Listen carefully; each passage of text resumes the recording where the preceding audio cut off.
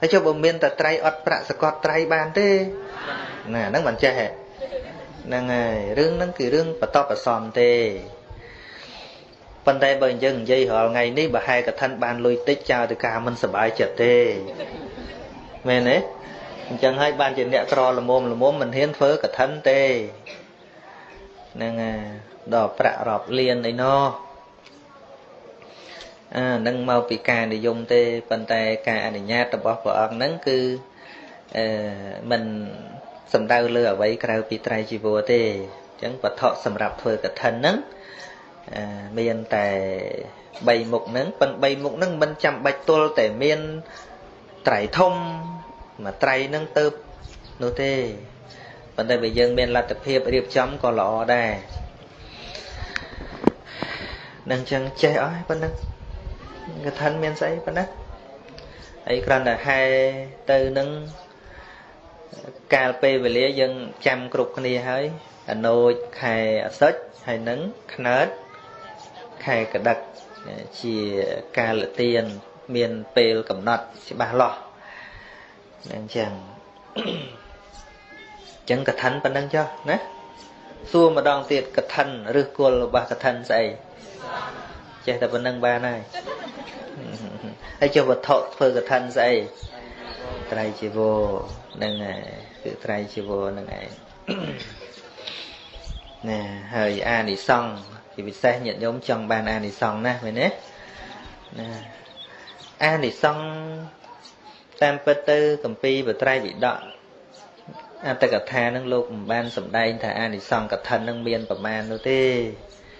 មានគម្ពីរដីកាដែលអាចារ្យខ្លះសរសេរទេថាអានិសង្ឃរបស់ញាតិញោមនឹង5បើអាត្មាធ្វើបុណ្យអាត្មាមិនយកទេ5អានិសង្ឃបុណ្យសរុបមកគឺព្រះអង្គសម្ដែងថាសัพពមេតេនលបតិសេចក្តីប្រាថ្នាគ្រប់យ៉ាងបានដោយសារបុណ្យបុណ្យវាគ្រាន់តែជាឈ្មោះនៃការធ្វើផ្សេងៗឧទាហរណ៍ញាតិញោមធ្វើស្រូវជាការពិតហើយលទ្ធផលគឺបានស្រូវប៉ុន្តែនៅពេលដែលលក់ស្រូវមិនមែនទិញតែស្រូវវិញទេទៅតដឹងប្រពន្ធក៏បានដែរមែនអត់ឲ្យតែមានច្រើនទៅទិញឡានទៅទិញម៉ូតូទៅទិញស្អី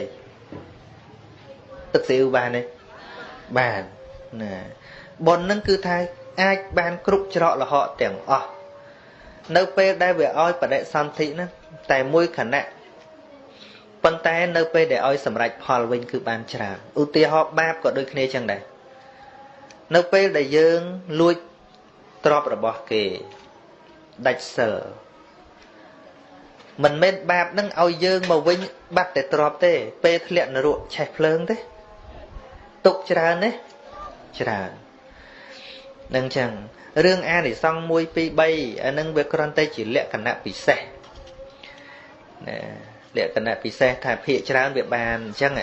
វាដូចត្រៃជីវរនឹងវាបានរូបស្អាតចេះអានឹងវាជាលក្ខណៈពិសេសទេប៉ុន្តែបើអាត្មាធ្វើបុណ្យវាអាត្មាអត់ប្រាថ្នាចង់បានប៉ុណ្្នឹងឯងអាត្មាចង់បានទាំងអស់ហ្នឹងទៅមកតែស្អីក៏បានដែរដូចមានលុយអញ្ចឹងហើយបើសិនជាអានិសង្ឃខំធ្វើសឹងអីគ្រាន់បានរូបស្អាតបានសម្បល់ស្អាតតែប៉ុណ្្នឹងវាមិនគ្រប់ហ៎មិនគ្រប់ទេមែនអត់មិនគ្រប់ទេនៅក្នុងនិធិកណ្ឌសោតព្រះអង្គសម្ដែងចឹងថាតាំងពីសម្បត្តិមនុស្សមាននុសកាចសម្បត្តិទេវលោកេចយេរតិយាចនិព្វានសម្បត្តិសัพពមេតេនលបតិណាសម្បត្តិជារបស់មនុស្សណាផងសម្បត្តិសេចក្តីត្រេកអរក្នុងទេវលោកណាផងសម្បត្តិគឺព្រះនិព្វានណាផងសម្បត្តិទាំងអស់រមែងបានដោយបុណ្យព្រះអង្គមិនបានប្រាប់ថាបុណ្យអីទេឲ្យតែបុណ្យគ្រប់គ្រាន់ញាតិញោមហើយយកតែ5ហ្នឹងបើអាត្មាឲ្យច្រើនជាងហ្នឹងយកទេហ្នឹងយកឲ្យច្រើនជាងហ្នឹងទៅណាហ្នឹងស្អីក៏បានដែរណាកុំឲ្យវាខ្វះនឹងកុំទៅសួរលោកថាបានអានិសង្ឃប្រមាណហើយបើលោកឲ្យតែ5ហ្នឹងឲ្យតែ5សុសារតារូបល្អសុសន្ធានាទ្រង់ទ្រាយល្អសវណ្ណតាសម្បូរល្អហើយចុះល្អហ្នឹងរត់ក្រៅពីអាល្អហ្នឹងអត់បានទេចុះហ្នឹង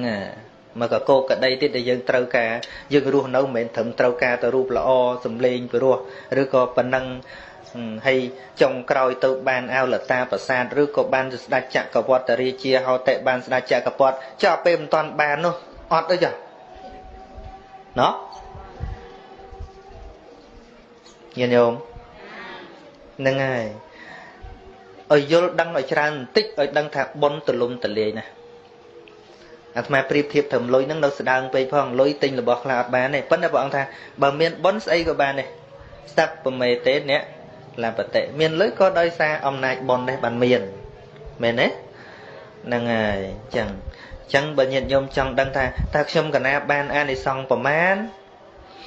nè cùng vô bà mán đây vô tầm o tầm mong tới trong bàn đây vô nâng tới nè ôi tới bon group còn nè bon group còn với con để lẹ cả nạp bị xe hình trẻ ưu tiên họ thà nên anh nào chia nó vô ca nó nông prey vô tứ bô chia prechat đầy bà sân chỉ ôi sẽ ban tận năng màu vây ngó bên nén si tập ca nông prey là hồ tới cả thiệt khỏi á nhưng cực mơ con tay lẹ cả nạp bị xe rồi bao niếng đo từ miếng ban chỉ tệp thị đá nó cứ tha phật sát đôi mìa po sầm bol nieng đôi ca nà nông đôi tha sátแต่ម្ដង